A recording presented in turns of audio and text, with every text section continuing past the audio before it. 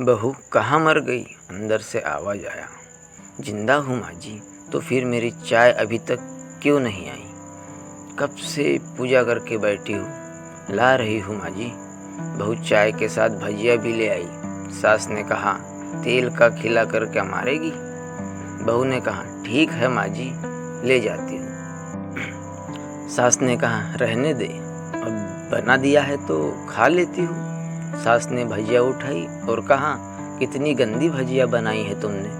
बहू ने कहा, माँ जी मुझे कपड़े धोने हैं, मैं जाती हूँ। बहू दरवाजे के पास छिपकर खड़ी हो गई। सास भजिया पर टूट पड़ी और पूरी भजिया खत्म कर दी। बहू मुस्कुराई और काम पर लग गई। दोपहर के खाने का वक्त हुआ। सास ने फिर आवाज़ लगाई, कुछ खाने को मिलेगा? बहू ने आवाज़ नहीं दिया। सास फिर चिल्लाई, भूखे मारोगी क्या? बहू आई, सामने खिचड़ी रख दी। सास गुस्से से, ये क्या है? मुझे इसे नहीं खाना, इसे ले जाओ। बहू ने कहा, आपको डॉक्टर ने दिन में खिचड़ी खाने को कहा है, खाना तो पड़ेगा ही। सास मुंह बनाते हुए, हाँ तू मेरी माँ बन जा। बहू फिर मुस्कुराई और चली गई। आज इनके घर में पूजा थी। बहू सुबह 4 बजे से उठ गई। पहले स्नान किया, फिर फूल लाई, माला बनाई, रसोई साफ की, पकवान और भोजन बनाया। सुबह के 10 बज गए। अब सास भी उठ चुकी थी। बहू अब पंडित के साथ भगवान के वस्त्र तैयार कर रही थी। आज ऑफिस की छुट्टी भी थी। उनके पति भी घर पे थे। पूजा शुरू हुई। सास चिल्लाती, बहू ये नहीं है, वो नहीं है। बहू दौड़ी दौड़ी आती है और सब करती है। अब दोपहर के 3 बज गए थे। आरती की तैयारी चल रही थी। पंडित जी ने सबको आरती के लिए बुलाया और सबके हाथों में थाली दी। जैसे ही बहू ने थाली पकड़ी, थाली हाथों से गिर पड़ी। शायद भोज बनाते हुए बहू ने हाथों में तेल लगा था, जिसे वो पोंछना भूल गई थी। सारे लोग तरह तरह की बातें करने लगे। कैसी बहू है, कुछ नहीं आता, एक काम भी ठीक से नहीं कर सकती, ना जाने कैसी बहू उठा लाई।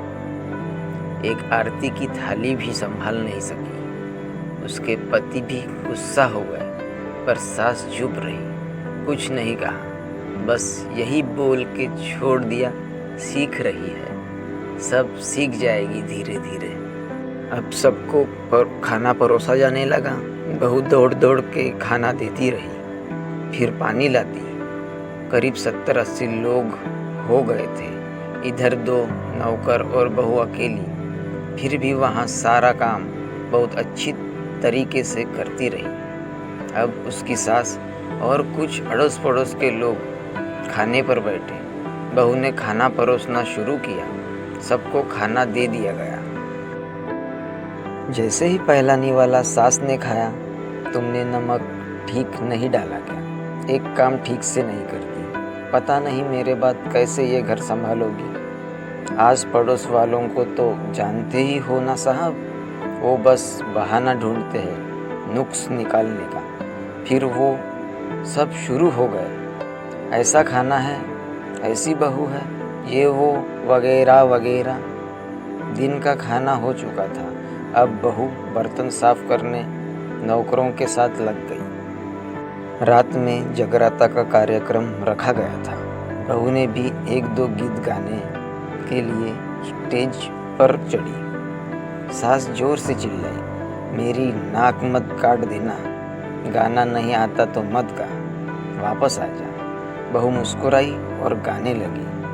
उसने उसके गाने की तारीफ की, पर सास मुंह फुलाते हुए बोली, इससे अच्छा तो मैं गाती हूँ, जवानी में मुझे तो कुछ भी नहीं आता था। बहू मुस्कुराई और चली गई।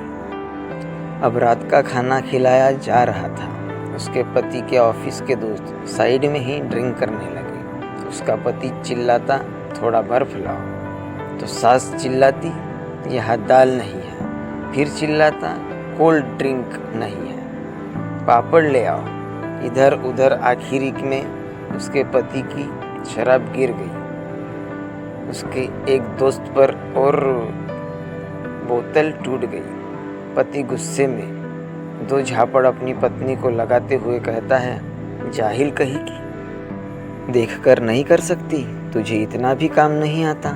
सारे लोग देखने लगे। उसकी पत्नी रोते हुए कमरे की तरफ दौड़ी। फिर उसके दोस्तों ने कहा, क्या यार, पूरा मूड खराब कर दिया, यहाँ नहीं बुलाया होता, हम कहीं और पार्टी कर लेते। कैसी अनपढ़ गंवार बीवी ला रखा है तूने, उसे तो मेहमानों की इज्जत और काम करना तक नहीं आता, तुमने तो हमारी बेइज्जती कर दी। अब सास और पड़ोस की औरतों को और बहाना मिल गया। वो कहने लगी, देखो क्या कर दिया तुम्हारी बहू ने, कोई काम की नहीं। मैं तो कहती हूँ अपने बेटे की दूसरी शादी करा दो, छुटकारा पालो इस गंवार से।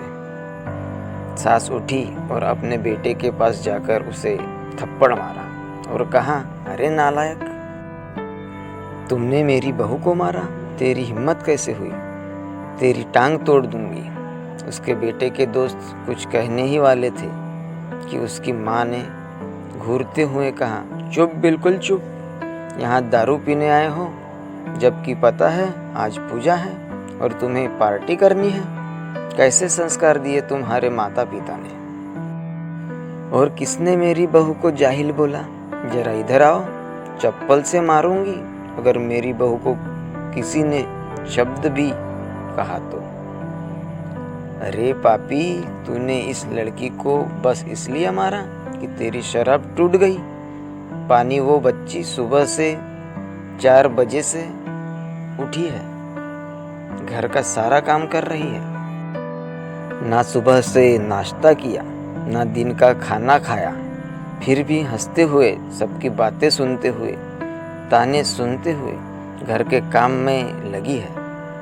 तेरे यार दोस्त को वो अच्छी नहीं लगी, जूते से मारूंगी तेरे दोस्तों को जो भी उन्हें ऐसा कहा।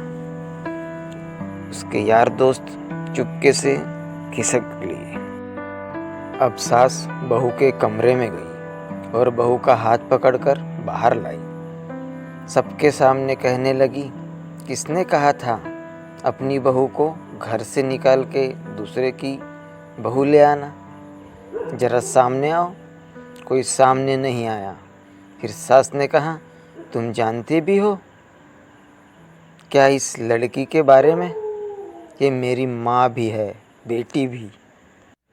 माँ इसलिए मुझे गलत काम करने पर डांटती है और बेटी इसलिए कभी कभी मेरी दिल की भावनाएं समझ जाती है। मेरी दिन रात सेवा करती है, मेरे हर जार ताने सुनती है पर एक शब्द भी नहीं कहती, ना सामने ना पीठ के पीछे। पर तुम कहते हो दूसरी बहू ले आओ। याद है ना छुटकी की दीदी, अपनी बहू की करतूत। सास ने गुस्से से पड़ोस की महिला को कहा, पिछले हफ्ते ही तुम्हें मियाँ बीवी भूखे छोड़ घूमते चले गए थे।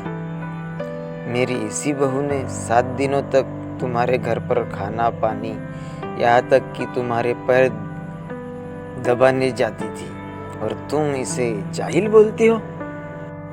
जाहिल तो तुम सब हो जो कोयले और हीरे में फ़र्क नहीं जानते। अगर आइंदा मेरी बहू के बारे में किसी ने एक लफ्ज़ भी बोला तो मुझसे बुरा कोई नहीं होगा, क्योंकि ये मेरी बहू नहीं, मेरी बेटी है। बहू सिसकियाँ लेते हुए फिर कमरे में चली गई। सास ने एक प्लेट उठाई और भोजन परोसा, बहू के कमरे में खुद ले गई। सास को भोजन लाते देखा तो बहू ने कहा, अरे माँ जी, आप क्या कर रही हो, मैं खुद ले लेती।